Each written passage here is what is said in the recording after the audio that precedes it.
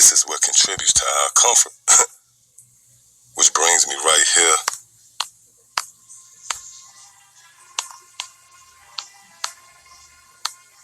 to the book of Psalms, the 37th chapter, and starting at the first verse.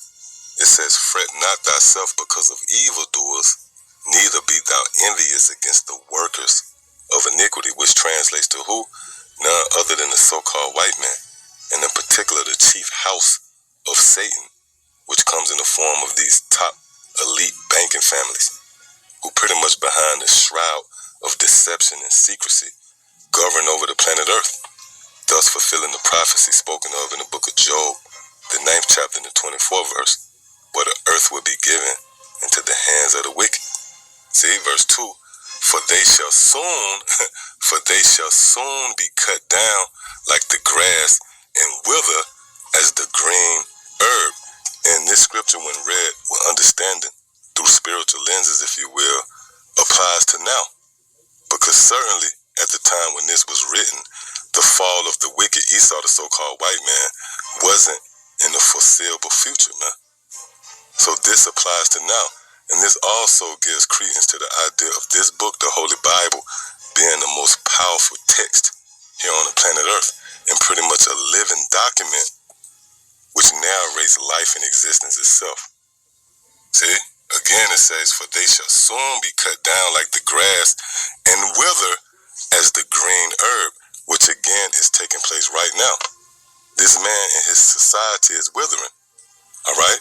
This man has lost his grip of power, and that's on display, through the American dollar losing the luster and shine that it once had. All right, the infrastructure of America crumbling. This man being brought to the border of war. See? And this swarm of activity that's taking place centering around Esau and his rulership.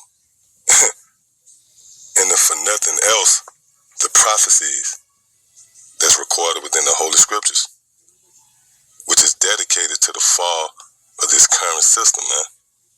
See? In the end times. Well, that's nothing more than Yahweh Shah comforting us by giving us clarity concerning this man's end.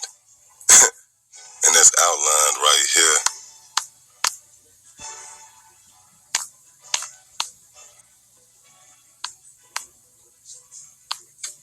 in the book of Psalms, the 73rd chapter, and starting at the 16th verse.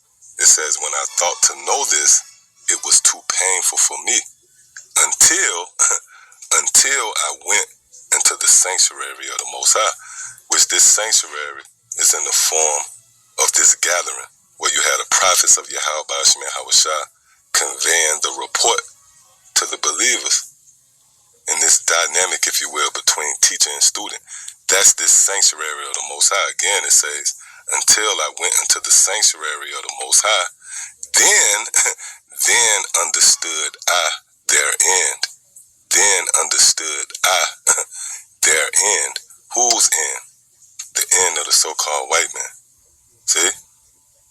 And we have been given this understanding through the testimony of our Lord Yahweh Shah, which, pursuant to the book of Revelation, the 19th chapter and the 10th verse, is the spirit of prophecy, which prophecy, again, serves as a light.